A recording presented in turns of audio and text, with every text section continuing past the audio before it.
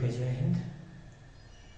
आज हम डीएलएड प्रथम वर्ष के गणित विषय के अंतर्गत अध्याय 9 भिन्न की किस्में इस पर चर्चा करने जा रहे हैं। इस पर मुख्य रूप से हम लोगों ने 4-5 महत्वपूर्ण बिंदु हैं जिस पर चर्चा करेंगे। पहला है भिन्नों का प्रतीकन, भिन्नों की तुल्यता, भिन्नों का क्रमण, भिन्नों के विभिन्न प्रकार। इन सब के बारे में आज हम चर्चा करने जा रहे हैं। जैसा कि आप सब जानते हैं, प्राथमिक स्कूल और पूर्व माध्यमिक स्तर के जो बच्चे होते हैं वो भिन्न को एक संख्या के रूप में नहीं समझ पाते हैं। जैसे वो प्राकृतिक संख्याओं को भी अमूर्त रूप में नहीं समझ पाते, उसी तरीके से भिन्नों को भी वो अमूर्त राशि के रूप में और उसको संकेत के रूप में व्यक्त करने में उन्हें बहुत सारी दिक्कतें होती हैं। तो इन सब को आज हम देखेंगे कि किस तरीके से उनको प्राथमिक स्कूल में जो बच्चे होते हैं उनकी भिन्न के बारे में समझ कैसे बन सकती है। तो सबसे पहले इसमें आता है कि जो भिन्न होता है वो बाकी संख्याओं की तुलना में अलग होता है और इसमें संख्याओं का जो स्वरूप होता है वह भी दो संख्याओं को एक साथ लेकर के अंशहर के रूप में लिखने की बात आती है। तो भिन्न में अंश का अर्थ क्या होता है, हर का अर्थ क्या होता है, इन सब को समझने में बच्चों को दिक्कतें होती है। तो सबसे पहले हम इसमें चर्चा करें कि जो भिन्नों का प्रतीकन है ये किस तरीके से होता है और भिन्नों का प्रतीकन बच्चे कब करने में समर्थ हो पाते हैं। तो पहले हमको बच्चों से ये जानने का प्रयास करना चाहिए कि क्या उन्हें आधा या 1/3, 1/4, 2/3 आदि शब्दों का अर्थ पता है। यदि वो हिंदी में इसका अर्थ समझते हैं तो क्या उसको वो गणितीय स्वरूप में भी व्यक्त कर पाते हैं। तो पहले हम एक सारणी के माध्यम से इसको समझने का प्रयास करें।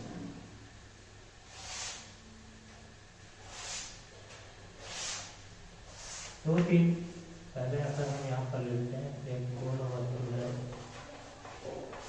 इसमें हमको तिहाई को व्यक्त करना। इसी तरीके से और पूर्ण वस्तुओं का समूह हो सकता है, इसमें हम चौथाई,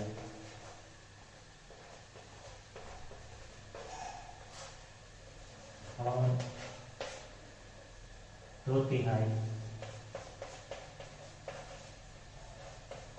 आदि शब्दों को लेकर के बच्चों से पहले पूछें कि क्या तिहाई वो क्या समझते हैं। इसके संदर्भ में पूर्ण के संदर्भ में सभी को इससे पहले वाला अध्याय में हम लोगों ने चर्चा कर लिया था पूर्ण क्या होता है। तो तिहाई मतलब यदि बच्चा एक पूर्ण का 1/3 का अर्थ 1/3 से लगाता है तो क्या उसको वो इस तरीके से लिखना जानता है, चौथाई को इस तरीके से लिख पाता है, 2/3 को इस तरीके से लिख पाता है। यदि ऐसा वो लिख पाता है तब फिर हमको उसको चित्रात्मक गतिविधियों की ओर आगे बढ़ने की आवश्यकता है।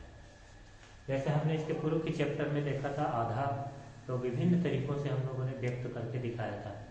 वैसे ही 1/3 को बच्चे किस तरीके से प्रदर्शित कर पाते हैं, 1/4 को कैसे प्रदर्शित करते हैं, तो इसको हम चित्रों के माध्यम से देखने का प्रयास करें।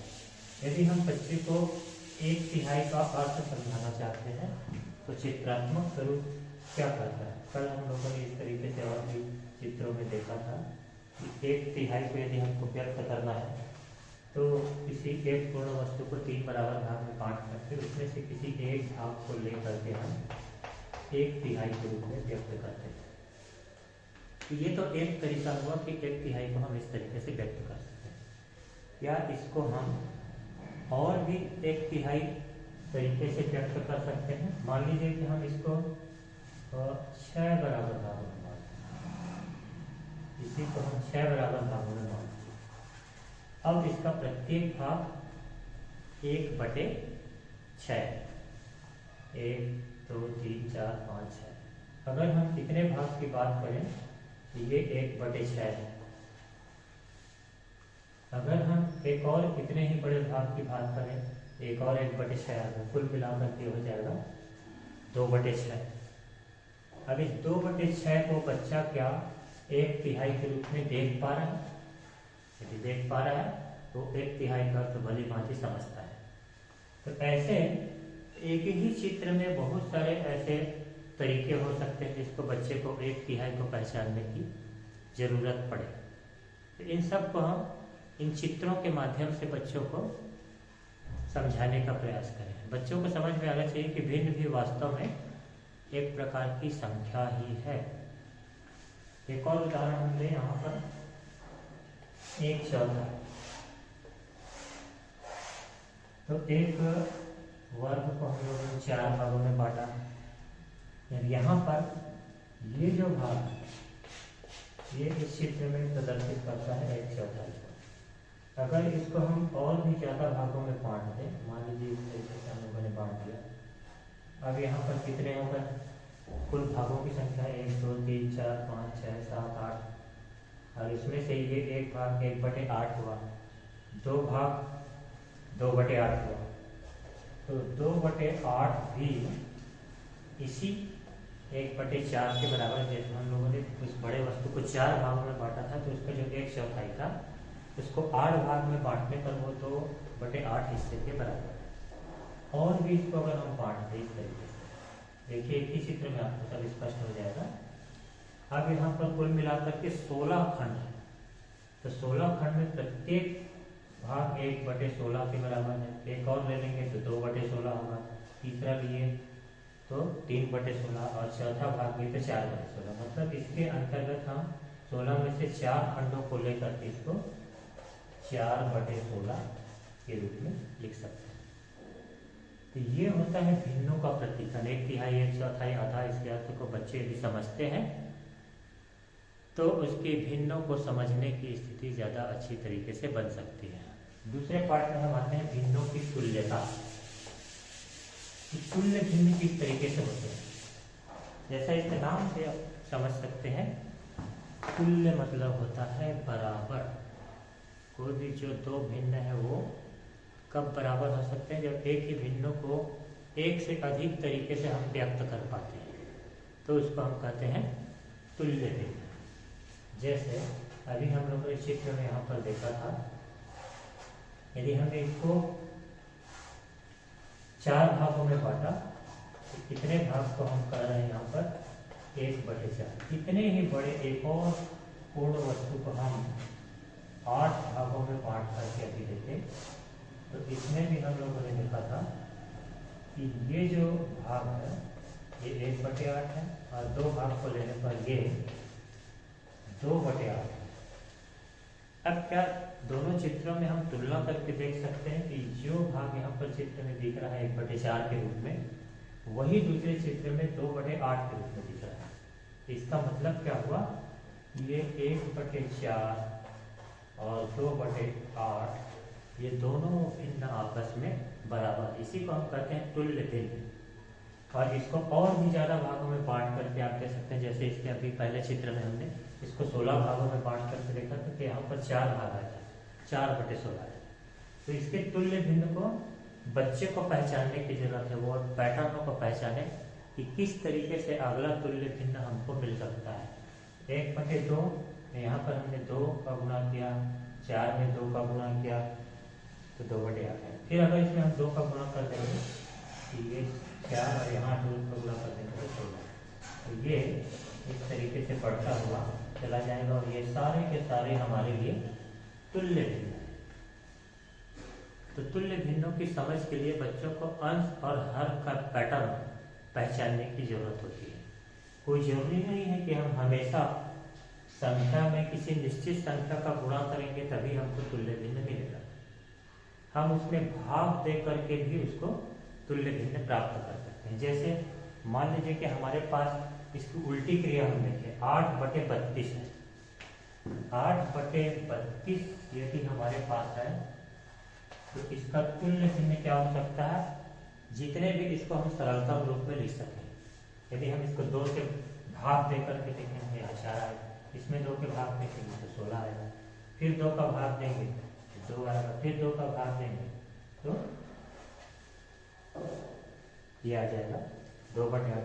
और भी अगर हम 2 का भाग देखेंगे 1/4। तो इसकी उल्टी क्रिया भी हो सकती है। यहाँ पर हमने गुणा करके तुल्य भिन्न प्राप्त किया था और यहाँ पर भाग दे करके तुल्य भिन्न प्राप्त किया था। तो नियम क्या है? अंश व हर में समान संख्या से गुणा करके या फिर भाग दे करके हम तुल्य भिन्नों की पहचान कर सकते हैं या नया तुल्य भिन्न प्राप्त कर सकते हैं। आगे चलते हैं। इसके बाद आता है भिन्नों का क्रमण। ये बहुत महत्वपूर्ण है, खास करके जब हम 2 या 2 से अधिक भिन्नों की तुलना करते हैं कि कौन सी भिन्न बड़ी है और कौन सी भिन्न छोटी है। तो भिन्नों के क्रमण के लिए हम एक चित्र के रूप में इसको समझने का प्रयास करें। मैं यहाँ पर 5 खाने बनाता हूँ। ये 2 हो गए, ये 3 हो गए, ये 4, 5, कुल मिलाकर के 5 खाने। तो सभी पांचों आपस में बराबर है। पहले वाले भाग को मैं पूरा रखता हूँ, ये 1 है। इसको मैंने 2 बराबर भाग में बांटा। इसमें का प्रत्येक भाग 1/2 है। फिर एक पूर्ण वस्तु को मैंने 3 बराबर भाग में बांटा। अब इसमें का प्रत्येक भाग कितना है? 1/3 है। फिर अगले भाग को मैंने 4 बराबर भाग में बांटा और यहाँ पर प्रत्येक भाग 1/4 है। फिर उसके बाद प्रत्येक भाग को हमने 5 बराबर भाग में बांटा। यहाँ पर प्रत्येक भाग 1/5 के बराबर है। तो आप जैसे जैसे हम विभाजन की क्रिया को एक पूर्ण वस्तु की बढ़ाते जाते हैं वैसे वैसे इसका आकार छोटा होता है। पहले 1 में पूर्ण में इतना था एक भाग, अब एक भाग 1/2 इतना हो गया, फिर 1/3 इतना हो गया, फिर 1/4 इतना हो गया, फिर 1/5 इतना हो गया। ऐसे हम बढ़ते क्रम में चले जाएंगे। जितने ज़्यादा भागों में इसको विभाजित करेंगे तो उसका हिस्सा छोटा होता चला जाएगा। तो ये हमको क्या बताता है? भिन्नों का क्रमण।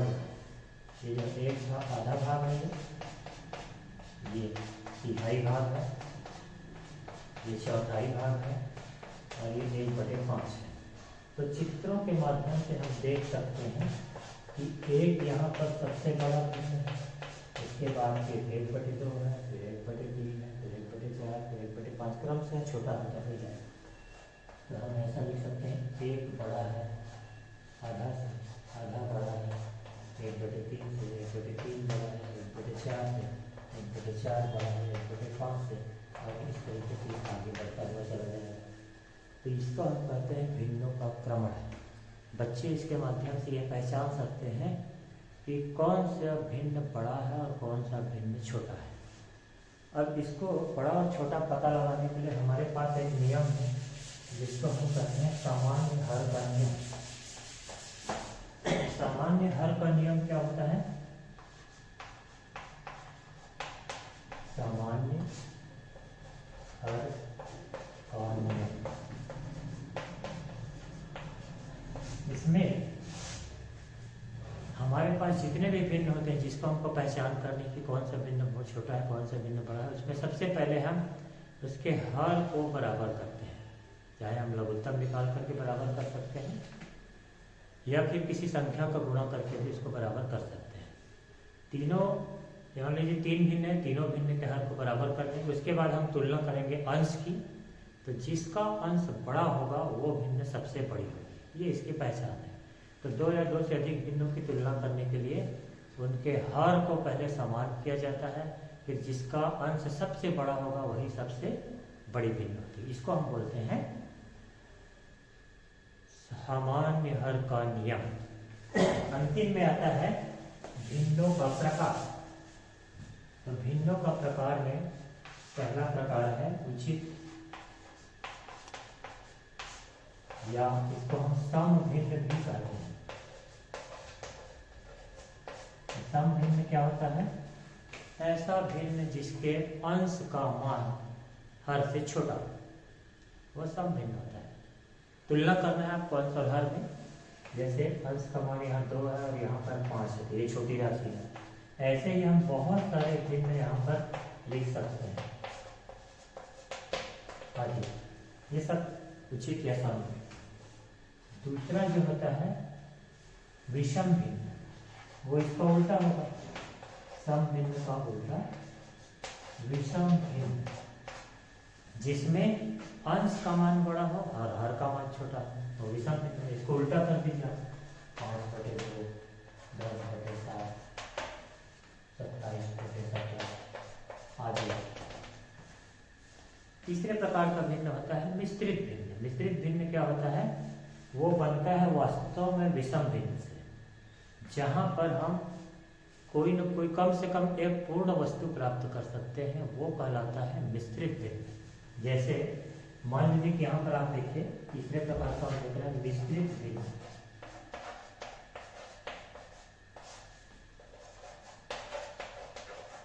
मिश्रित भिन्न 10/7 मान लीजिए हमने विषम भिन्न लिया, इसी से बनता है मिश्रित भिन्न।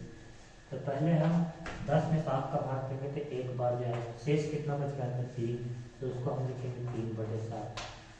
तो 1 सही 3/7 ये मिश्रित भिन्न है। तो इसमें क्या क्या चीजें आई? एक तो पूर्ण संख्या आया और दूसरा क्या आया? उचित या सम भिन्न। ये 3/7 उचित या सम भिन्न है, तो एक पूर्ण संख्या हमको मिलेगा और दूसरा उचित या सम भिन्न मिलेगा। तो मिश्रित भिन्न जो है विषम भिन्न का ही एक दूसरा रूप है। तो मिश्रित भिन्न को हम इस तरीके से भी लिख सकते हैं, मिश्रित भिन्न बराबर पूर्णांक संख्या धन उचित भिन्न। तो अध्याय 9 भिन्न की किस्मों में बस इतना ही है। आप इन सबको गहराई से अध्ययन कीजिए, बहुत सारे उदाहरण आपके पुस्तकों में दिए गए हैं, उसको भी पढ़िए। तो निश्चित रूप से भिन्नों की समझ आपकी ज़्यादा अच्छी बनेगी। इसके बाद हम अगले चैप्टर में दशमलव के बारे में पढ़ेंगे। फिर से मिलेंगे। धन्यवाद।